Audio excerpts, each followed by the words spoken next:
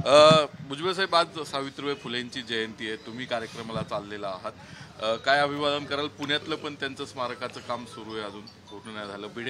बिडेवाडा पण यावर्षी ताब्यात आलेला आहे, काय काही दिवसांपूर्वी. आज सावित्रीबाई फुले यांचा जन्मदिवस आहे नायगावला, आणि मला आठवतं की फुलेवाडा जिथे सावित्रीबाई फुले आणि महात्मा ज्योतिराव फुले राहत होते, तिथलं काम झाल्यानंतर हरिभाऊ नरके यांनी मला सांगितलं की नायगावला आपल्याला काहीतरी करायचं आहे. आणि मग मी त्यांच्याबरोबर नायगावला गेलो आणि म्हटलं करूया आपण. आणि अक्षरशः माझा MLC फंड होता त्यावेळेला, मी MLC होतो. पुढे मी MLC म्हणूनच उपमुख्यमंत्रीसुद्धा झालो. तर त्या MLC फंडातून ते पैसे मी, आणि मला आजही आठवतं की चंद्रा अय्यंगार म्हणून तिथे एक सेक्रेटरी होत्या आपल्या महाराष्ट्र गव्हर्नमेंटमध्ये, आणि त्यांनी मला मदत केली. कारण नियम असतात ना त्या MLC फंडाला सुद्धा, एवढे पैसे इथे एवढे टक्के इथे वापरा, एवढे टक्के इथे वापरा, एवढे टक्के. तर त्यांनी मला ती खास परवानगी देऊन आणि तिथे काम ते सुरू केलं. मग नंतरच्या काळामध्ये जे आहे हरिभाऊ नरके यांनी पूर्णपणे त्याच्यामध्ये लक्ष घातलं, आणि आहे त्याच त्यांचं जे घर जे आहे हे जसंच तसं जे आहे उभं करू शकलो. आणि तिथे मग 3 जानेवारीला आम्ही कुठे जरी असलो तरी तिथे वंदन करायला आम्ही जातो. आणि आज मुख्यमंत्री महोदय पण येणार आहेत त्या कार्यक्रमासाठी. तर थोड्या वेळाने आम्ही निघू. आणि बस सावित्रीबाई फुलांचं काम म्हणजे महत्त्वाचं, म्हणजे महात्मा फुले सावित्रीबाई फुलांचं काम किंवा मागासवर्गीयांसाठी काम करा, आणि विशेषतः मुलींची शाळा, मुलींचं शिक्षण याच्याकडे जास्तीत जास्त लक्ष द्या. आता या संदर्भामध्ये एकनाथराव शिंदे किंवा फडणवीस आणि अजितदादांनी सुद्धा अलीकडे मिटिंगच्या घेतल्या. त्याच्यामध्ये फुलेवाड्यासाठी त्यांनी ताबडतोब 100 कोटी रुपये त्यांनी ते कबूल केलेले आहेत. आणि ती प्रक्रिया जी आहे, तिथली जी जागा, जी घरं वगैरे असतील त्यांना योग्य तो मोबदला देऊन ती जागा मोठं करणं वगैरे ते काम सुरू होईल. आणि भिडेवाड्याचं जे आहे त्याचं हे आपलं त्याचं ड्रॉइंग जे आहेत आर्किटेक्ट करून त्याची तपासणी अजून सुरू आहे की निश्चितपणे कसं काय ते व्हावं म्हणून चर्चा सुरू आहे. पण ते पण काम लवकरात लवकर महिन्याभरामध्ये फायनल व्हावं अशी अपेक्षा आहे. ओबीसी एल्गार मेळावा आहे नांदेड, पंढरपूर, तुम्ही कुठं जाणार?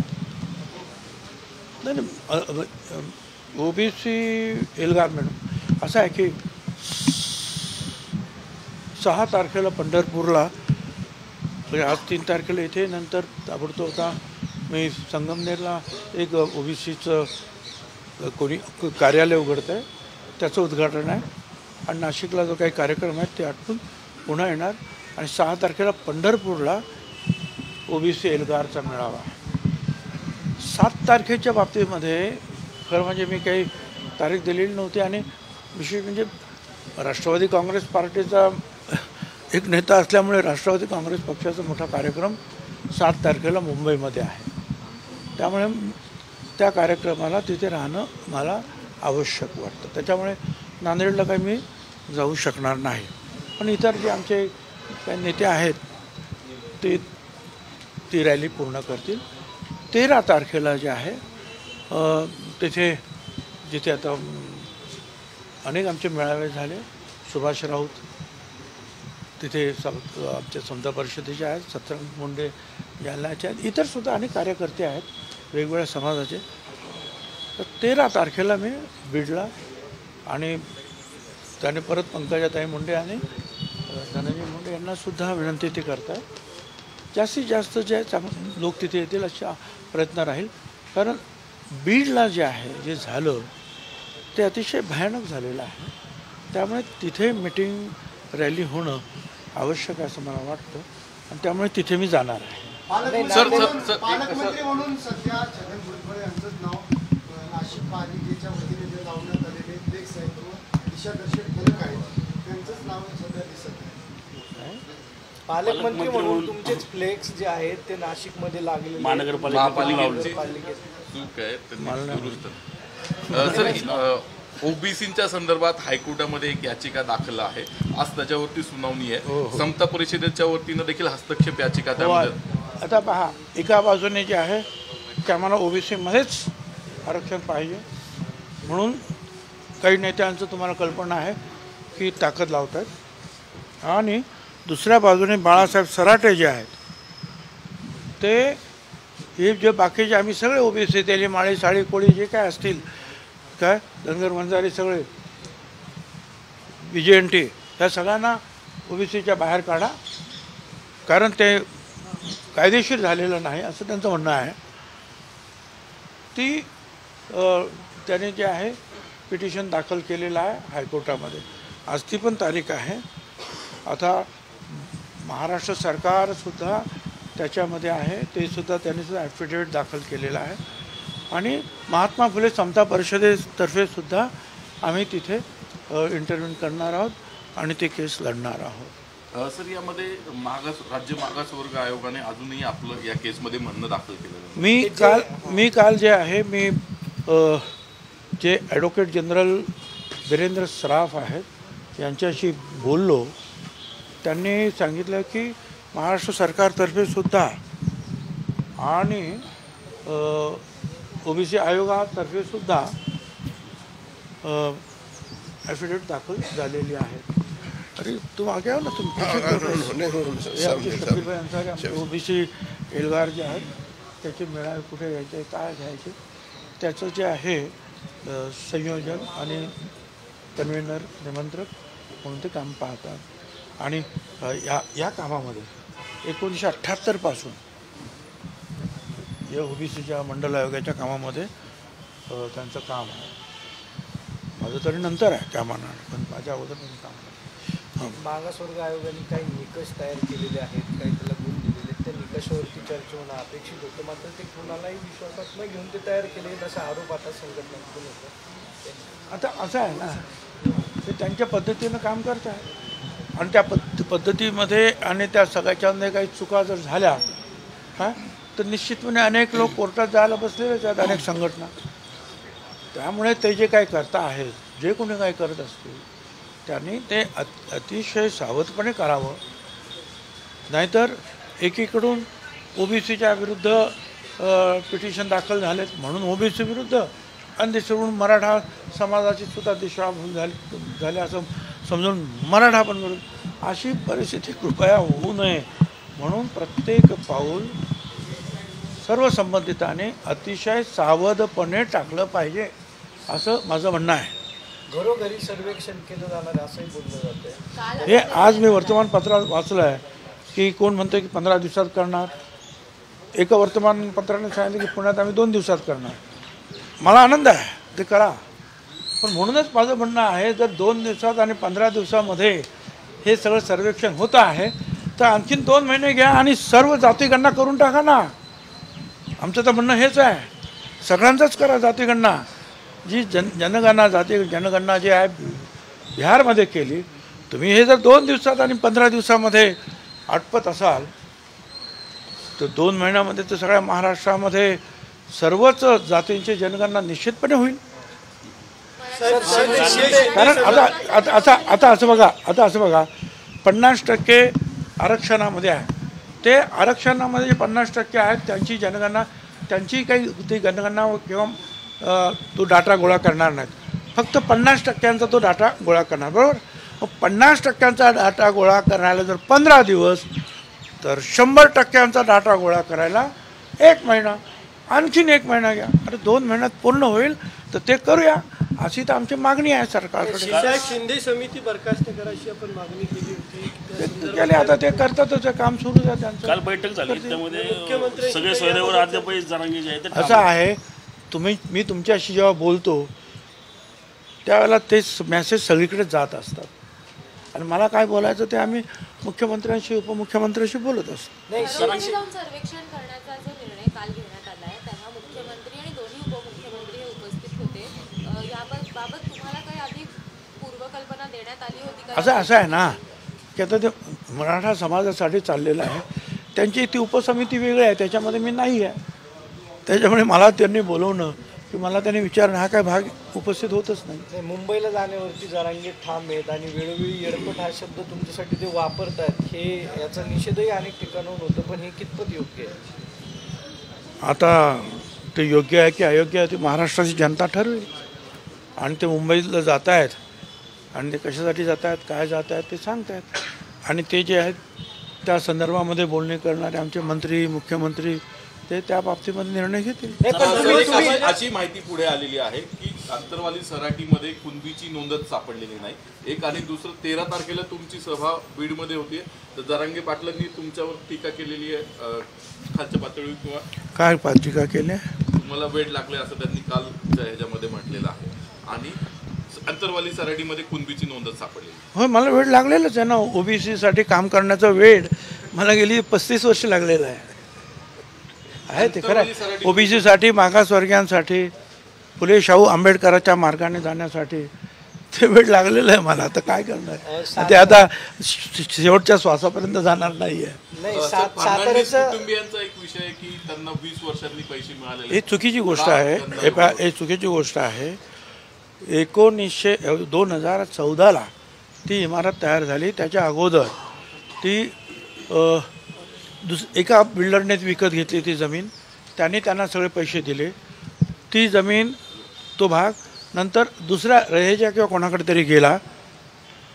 त्यांनी ते केलं नाही आणि रहेजांकडून मग या कंपनीने घेतलं, समीर भुजबळ आणि त्यांची जी कंपनी आहेत, त्यावेळेला सगळे पैसे जे आहेत त्या रहेजाला दिले. कारण त्याच्या अगोदर त्याने ते सगळं पटवलेलं होतं.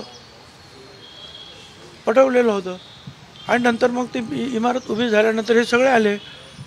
तर हे आले तर त्यांना विचारण्यात आलं की बाबा आम्ही तर सगळे पैसे त्यांना दिलेले आहेत, तुम्ही आता कुठून आलात परत. आणि मग त्याच्यावरून हे सुरू झालं. मग कोर्टामध्ये सुद्धा ती गोष्ट गेली. कोर्टामध्ये सुद्धा ते टिकलं नाही.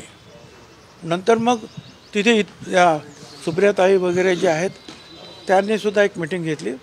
मी पण सांगितलं जाऊ दे, अरे लोक एक मिटत असेल तर ते मिटवून टाका, पण त्यांच्याकडे कागदपत्र जे पूर्ण करून घ्या. शेवटी मग त्यांनी सगळे ते कागदपत्र पूर्ण जी काही करायचे केले त्यांच्यापुरते.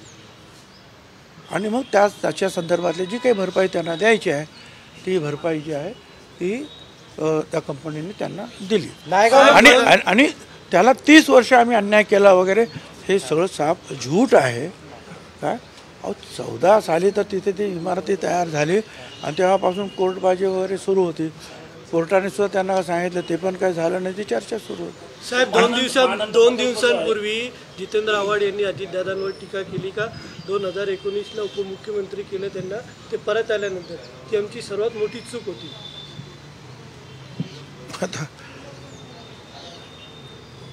आता असं आहे ना की प्रत्येकाला आता ते आता नाही म्हटलं तरी अजितदादा जे आमचा जो राष्ट्रवादी पक्ष आहे त्याच्या विरोधात आहेत ते, त्यामुळे ते टीका करतात.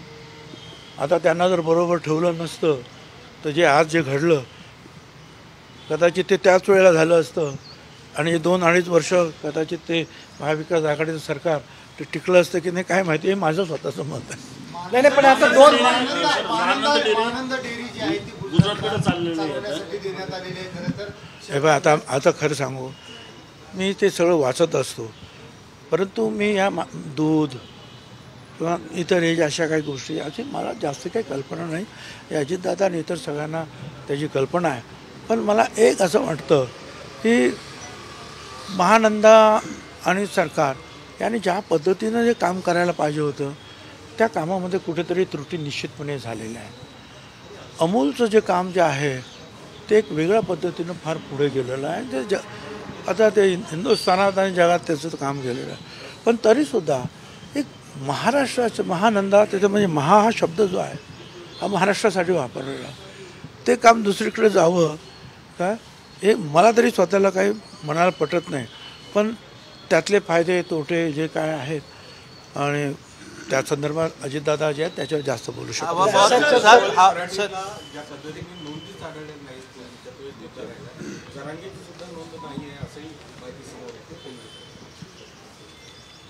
पण आता जरांगेची मागणी ते नाही आहे. आता ते एक पाऊल पुढे गेलेले आहे तुम्हाला अजून का समजत नाही. त्यांचं म्हणणं आहे की सर्व मराठ्यांनाच कुणबी सर्टिफिकेट अशी त्यांची मागणी आहे. त्याच्यामुळे कुणबी सापडले काय नाही सापडले त्यांना काय फरक पडतो. हम चुनावी साल में अब प्रवेश कर चुके हैं. 2024 लोकसभा चुनाव नजदीक है.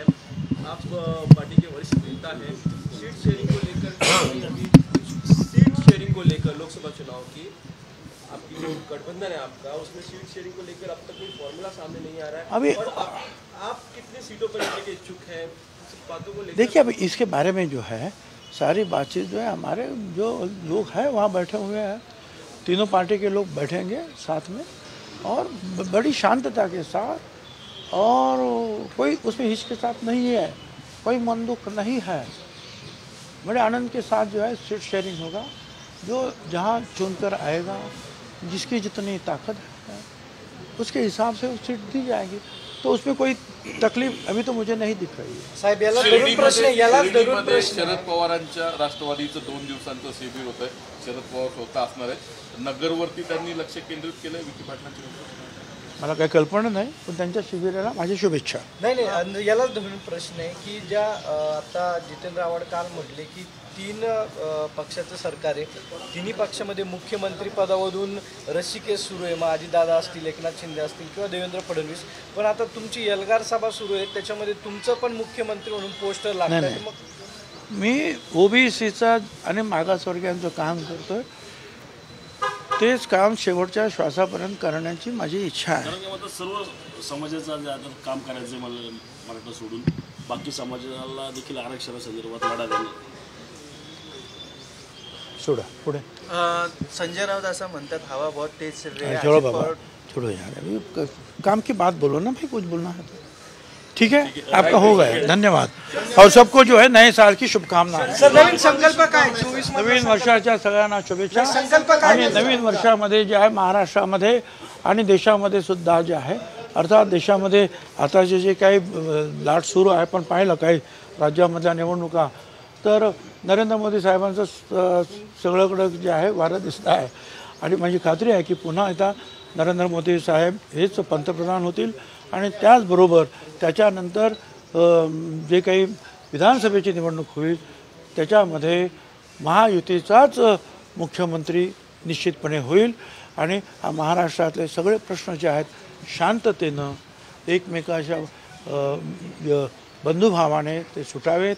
शेतकऱ्यांचे असतील, बेरोजगारांचे असतील, विद्यार्थ्यांचे, नोकरांचे, सगळ्यांचे जे आहेत प्रश्न चांगले सुटावेत अशी मी शुभेच्छा देतो. राष्ट्रवादीचे मुख्यमंत्री होईल, राष्ट्रवादीचे मुख्यमंत्री आता सुद्धा अजितदादा मुख्यमंत्री होतील का? हो, आता सुद्धा आमचा राष्ट्रवादीचाच उपमुख्यमंत्री आहे. म्हणजे शिंदे जे आहेत महायुतीचे आहेत, म्हणजे आमचेच मुख्यमंत्री आहेत ना. देश विदेशातील प्रत्येक घडामोडींचे लाईव्ह अपडेट मिळवण्यासाठी आता साम टीव्हीच्या सर्व सोशल मीडिया प्लॅटफॉर्मला लाईक, फॉलो आणि सबस्क्राईब करा. तसंच सर्व नोटिफिकेशनसाठी बेल आयकॉन प्रेस करायला विसरू नका.